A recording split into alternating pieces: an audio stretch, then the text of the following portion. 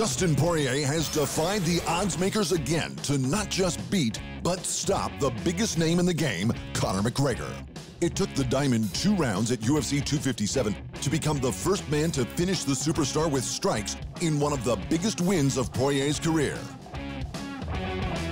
It's definitely, I mean, it's up there. Beating Max, getting that interim belt, knocking out Conor on a pay-per-view main event. It's up there for sure. I'm happy, man. Despite now being rich beyond compare, thanks to multiple world titles and a boxing match with Floyd Mayweather, McGregor made his motivations for the Poirier rematch clear. I want my highlight reel to be like a movie, you know what I mean? So that's what I'm after. I'm looking to get in and perform and put on amazing highlights that I can sit as an old man with my son and just watch back and just enjoy life. You know what I'll be drinking? A nice proper 12 by the fire in the Emerald Isle of Ireland. Man, I have plenty of motivation, you know what I mean? Dustin's a hell of a competitor. What does the champ do? He does it twice. Okay, I conquered it. Let's conquer it again. You know what I mean? Do it twice. That's what the champ does. The former interim champ Poirier was looking to avenge his 2014 loss, where he was conquered by the then up-and-coming McGregor in under 2 minutes. I'm trying to prove something. I'm trying to, the work that I put in, I'm trying to make it pay off. I'm trying to put my family in a better position, and this is no different. I know what a win over Conor McGregor means in combat sports, and I know that whoever wins this fight is fighting for gold, and that's why I fight.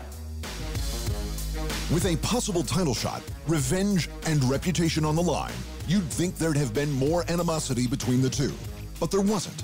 The fight was on, and it was Poirier who knew what to do.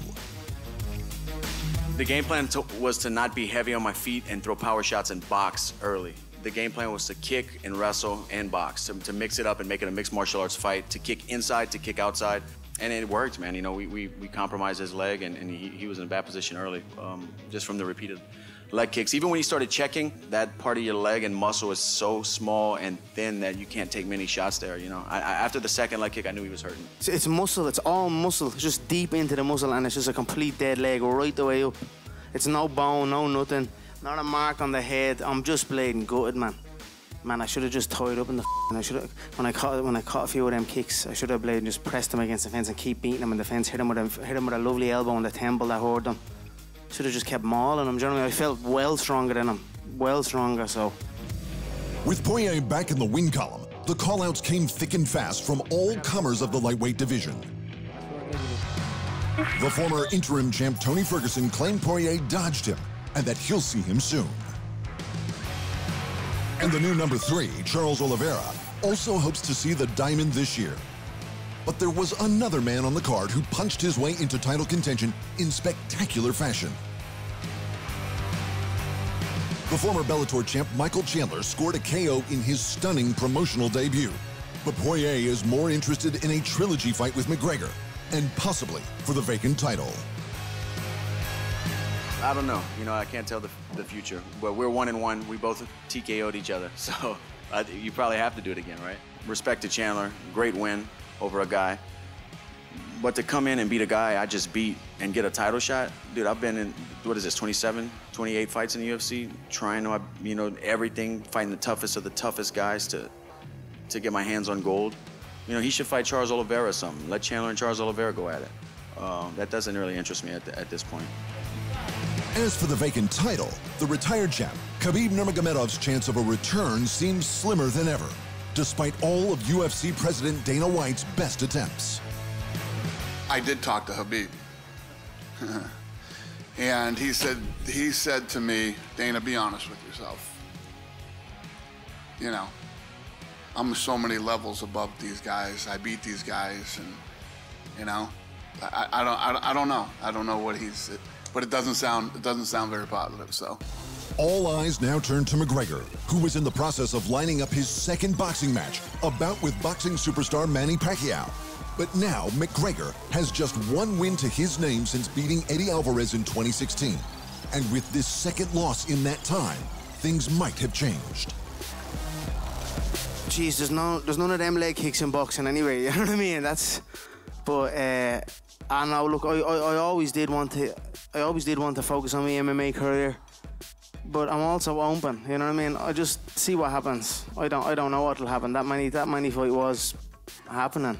You know what I mean? It was as good as done. So both the lightweights, Dustin Poirier and Michael Chandler, took home performance bonuses from UFC 257, as did Mahmoud Muradov and Marina Rodriguez for their third and second round stoppages. To boxing. The sport's #1 pay-per-view juggernaut Canelo Alvarez looks set to make an uncharacteristically speedy return to the ring after spending most of 2020 on the sidelines.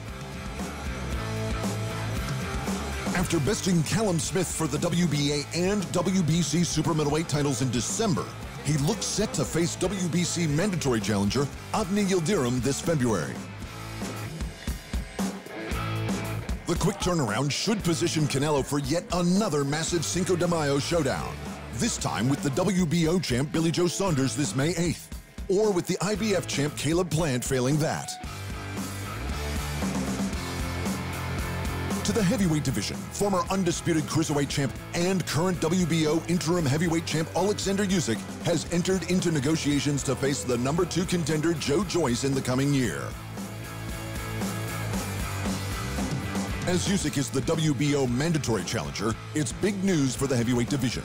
This is because it clears the path for the potential matchup between WBA, WBO, and IBF champ Anthony Joshua and the WBC champ Tyson Fury for all of the belts. The WBO want their titles active, and that's why they want to order Usyk Joe for the interim title, came a statement from Joyce's manager.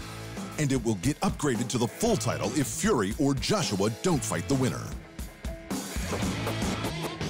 And professional combat is set for another black mark against its name.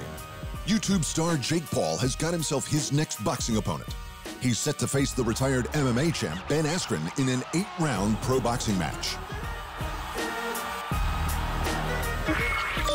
You're gonna pay me a whole bunch of money to beat up a YouTube star, asked Askren of the initial offer? Like, I don't know. That just sounds like a fun Friday night to me. Fingers crossed, Funky Ben gets it done. In championship results, Stephen Fulton claimed the WBO junior featherweight strap with a decision over the champ, Angelo Leo. And Raisa Leen TKO'd Vic Pasillas in the 11th for the vacant WBA junior featherweight strap, after no less than 4 knockdowns. Thanks for watching, and remember, if you want more fight sports in your life, just hit the subscribe button.